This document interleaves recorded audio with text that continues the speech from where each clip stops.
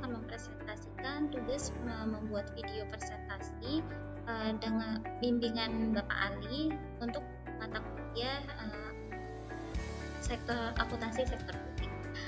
Oke, untuk modul yang akan saya bawakan atau materi yang akan saya bawakan yaitu modul 9, pusat pertanggungjawaban pemerintah. Yang pertama yaitu ada sistem pengendalian manajemen sektor publik. Apa sih sistem pengendalian manajemen sektor publik? Yaitu sistem pengendalian manajemen yang sangat diperlukan untuk menjamin terlaksananya strategi secara efektif dan efisien sehingga tujuan organisasi tercapai. Tujuan organisasi di sini yaitu untuk tujuan organisasi pemerintah. Dalam melaksanakan sistem pengendalian manajemen diperlukan peran beberapa bagian yang terkait di dalam, seperti kemampuan dari sumber daya manusia dan dukungan dari lingkungan organisasi, baik lingkungan di dalamnya ataupun lingkungan eksternal di luarnya, seperti masyarakat ataupun vendor.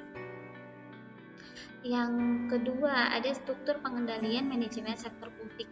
Di sini kita akan menjelaskan kenapa sih ada pengendalian manajemen sektor publik, untuk apa dan tujuannya seperti apa. Yang pertama yaitu sebagai basis perencanaan.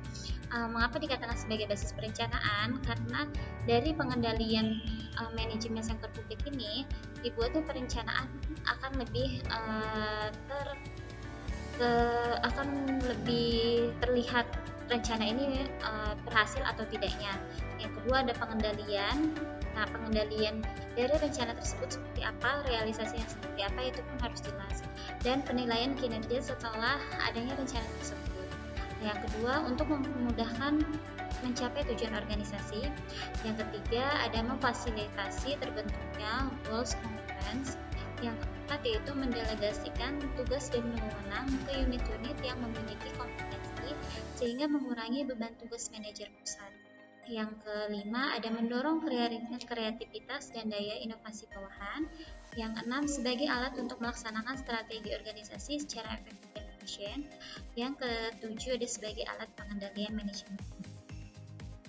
Nah, pada pusat pertanggungjawaban organisasi sektor publik yaitu memiliki 4 pusat. Yang pertama yaitu ada pusat biaya, di mana pusat biaya ini prestasi manajernya dinilai pada biaya yang dikeluarkan.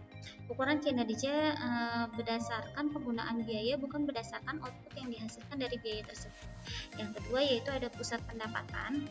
Pusat pendapatan ini yaitu bagaimana kinerja si manajer dinilai dari pendapatan yang dihasilkan.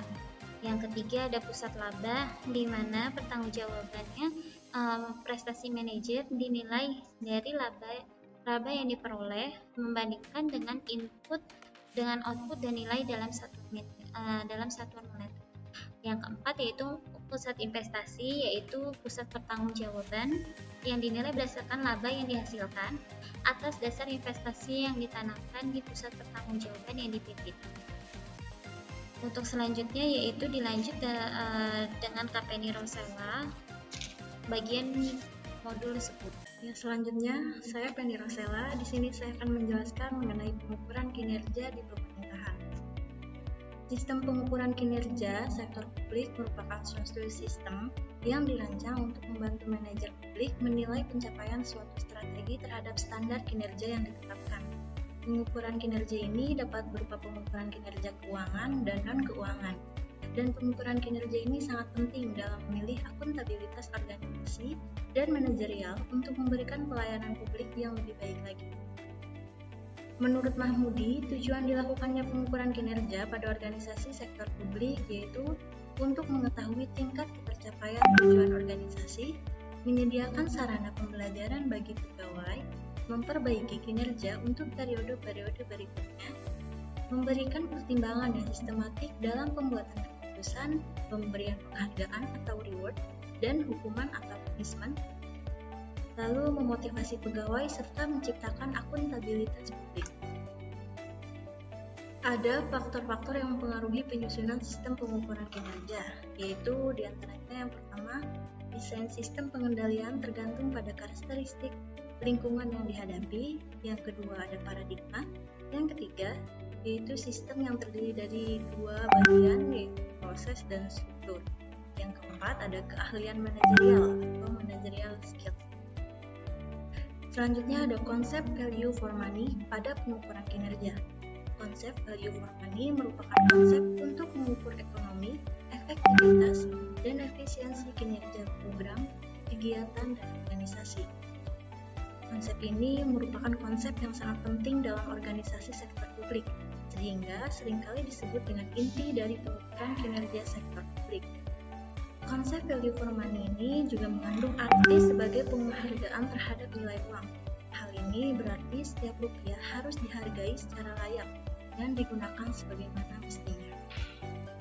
Adapun komponen yang digunakan dalam penentuan indikator kinerja menurut Mahmudi di tahun 2007, yang pertama ada biaya pelayanan atau cost of service, yang kedua ada tingkat penggunaan atau utilization, yang ketiga ada kualitas dan standar pelayanan atau quality and standards, yang keempat ada cakupan pelayanan atau coverage, dan yang kelima ada kepuasan atau satisfaction.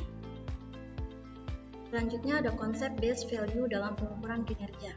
Kinerja base value merupakan perluasan dari konsep KPM.